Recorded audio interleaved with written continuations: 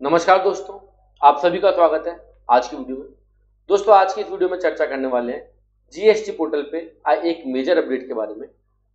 GST portal में जब आप जाएंगे gst.gov.in, यहाँ पे आपको न्यूज एंड अपडेट्स के अंदर एक एडवाइजरी मिलेगी, जो कि एडवाइजरी ई इनवॉइस के रिगार्डिंग इशू की गई है, जहाँ पर ये बताया गया है कि अगर आपका एग्रीगेट टर्नओवर 10 करोड़ से कम है या आपका टर्नओवर 10 करोड़ से ज़्यादा है, तो उन कंडीशन के अंदर ई इनवॉइस को आईआरपी पोर्टल पे रिपोर्ट करने की टाइम लिमिट आपकी क्या रहेगी। बिना किसी देरी के इस पूरी एडवाइजरी को पॉइंट बाय पॉइंट हम समझ लेते हैं। तो पॉइंट नंबर 1 में बताया गया है कि भैया जो टाइम लिमिट की जो हम बात कर रहे हैं, ये कोई नई नहीं है, ये ऑलरेडी हम एप्लीकेबल कर चुके हैं। किनको ऊपर एप्लीकेबल कर चुके हैं? जिनका टर्नओवर 100 करोड़ या उससे ज्यादा, उनके ऊपर ऑलरेडी ये टाइम लिमिट हमने एप्लीकेबल की गई है कि आपको ई इनवॉइस को आईआरपी पोर्टल पे कब तक रिपोर्ट कर देना है, और अगर तब तक आप रिपोर्ट नहीं करते तो उसके बाद आपका ई इनवॉइस जो है वो वैलिड नहीं माना जाएगा, वो आपका इनवॉइस व्यर्थ मतलब वॉइड माना जाएगा। तो वो टर्नओवर जिनका 100 करोड़ या उससे ज्यादा, उनके ऊपर ऑलरेडी एप्लीकेबल है। और ये टाइम लिमिट क्या है? ये टाइम लिमिट है 30 दिन की। अगर आपने कोई भी इनवॉइस बनाया है, उसको आपको 30 दिन के अंदर अंदर रिपोर्ट कर देना आईआरपी पोर्टल पे। तो यहाँ पे मैं बताना चाहूंगा जो बिल्कुल नए हैं कि रिपोर्ट करने के लिए आपको कहीं जाना नहीं है। नॉर्मली आप tally, mark software, busy software बनाते हो, जब आप इनवॉइस बनाते हो तो साथ के साथ ही आप उसका इनवॉइस बना देते हो। वो उनका इंटीग्रेशन हो रखा है, बिकॉज वो सब जीएसपी है। चाहे वो टैली की बात करें, चाहे मार्क की बात करें, चाहे बिजी की बात करें, जीएसटी सुविधा प्रोवाइडर है। जैसे आप एक नॉर्मल इनवॉइस बनाते हो, वैसे ही आपको इनवॉइस बनाना है, बट आपको एपीआई एक्सेस के थ्रू टैली से जब आप बना रहे होगे तो वहां पे आपको एपीआई यूजर आईडी पासवर्ड डालना है, और आपका इनवॉइस मतलब आपको आईआरएन नंबर मिल जाता है।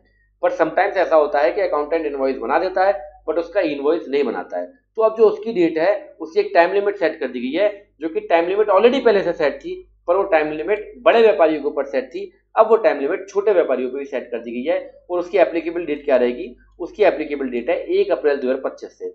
और किन के ऊपर एप्लीकेबल हो रहा है? अब छोटे व्यापारियों के ऊपर, मतलब जिनका टर्नओवर 10 करोड़ या उससे ज्यादा का है। यहाँ पे मैं आपको बताना चाहूंगा कि इनवॉइस की जो एप्लीकेबिलिटी है, जिनका टर्नओवर 5 करोड़ या उससे ज्यादा होता है, उनके ऊपर इनवॉइस एप्लीकेबल हो जाता है, मतलब उनको इनवॉइस बनाना मैंडेटरी है, बट उनकी टाइम लिमिट कुछ नहीं है। आपने इनवॉइस आज बनाया, उसके 10 दिन बाद, 20 दिन बाद, महीने बाद, 2 महीने बाद आप उसका इनवॉइस बना सकते हो, जो कि आईआरपी पोर्टल पर रिपोर्ट हो जाता है। बट इसका मतलब पहली बात ये बिल्कुल नहीं है कि आज इनवॉइस बनाओ उसको 2 महीने बाद बनाओ, क्योंकि वो जीएसटी 1 में फिर आपको फाइल करने में दिक्कत आएगी। तो बेस्ट ऑप्शन तो यही है, बेस्ट प्रैक्टिसिंग तो यही है कि आप इनवॉइस बनाओ, उसी दिन आप उसका इनवॉइस बना दो। बट इन केस अगर आप नहीं बना पाते हो, तो अभी तक उसकी कोई टाइम लिमिट नहीं थी अगर आपका टर्नओवर 100 करोड़ से कम है, बट अब उसकी टाइम लिमिट सेट कर दी गई है। जिनका टर्नओवर 10 सीआर या उससे ज्यादा है, उनके लिए जो है वो 30 दिन की लिमिट जो है वो सेट कर दी गई है। और ये एप्लीकेबल कब से? 1 अप्रैल 2025 से। किस चीज के ऊपर एप्लीकेबल होगा? सेल के बिल और सेल के क्रेडिट नोट और डेबिट नोट के ऊपर ई इनवॉइस जो है वो एप्लीकेबल है। कुछ बहुत सारे लोगों को डाउट रहता है कि केवल सेल के इनवॉइस का ही हमें ई इनवॉइस बनाना होता है। ऐसा बिल्कुल नहीं है। सेल से रिलेटेड अगर आपने कोई भी क्रेडिट नोट और डेबिट नोट भी अगर इशू करा है, तो उसका भी आपको ई इनवॉइस बनाना होता है। नेक्स्ट पॉइंट में इन्होंने एक एग्जांपल दिया है कि आपने अगर कोई 1 अप्रैल 2025 को इनवॉइस बनाया है, तो उसका ई इनवॉइस आईआरपी पोर्टल पे आपको रजिस्टर कर देना है। कब तक? 30 अप्रैल 2025 तक। उसके बाद वो ना तो रजिस्टर होगा, क्योंकि उसका इनवॉइस बनेगा ही नहीं, आईआरएन नंबर आएगा ही नहीं, ना वो आईआरपी पोर्टल पे रजिस्टर होगा। बाय डिफॉल्ट ही वो जो है वो डिसअलाउ कर दिया जाएगा। ठीक है।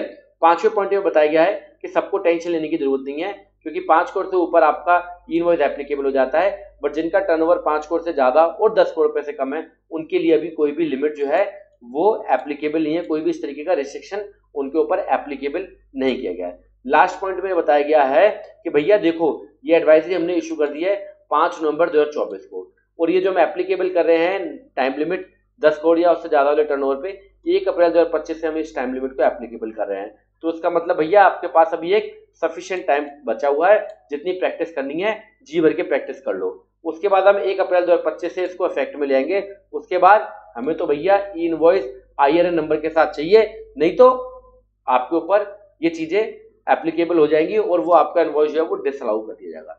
सो भैया यहाँ पे जो टाइम लिमिट 10 करोड़ या उससे ज्यादा का जो टर्नओवर है उसको ऊपर सेट कर दी गई है 1 अप्रैल 2025 से, और वो टाइम लिमिट है 30 दिन की। कहने का मतलब यह है कि आप बिल्कुल तैयार हो जाओ, और जैसे ही इनवॉइस बनाओ तो उसका ई इनवॉइस विद आईआरएन आपको बना देना चाहिए। तो ये वीडियो देखने के लिए आपका दिल से धन्यवाद। मिलते हैं नेक्स्ट प्रैक्टिकल वीडियो में। Thank you.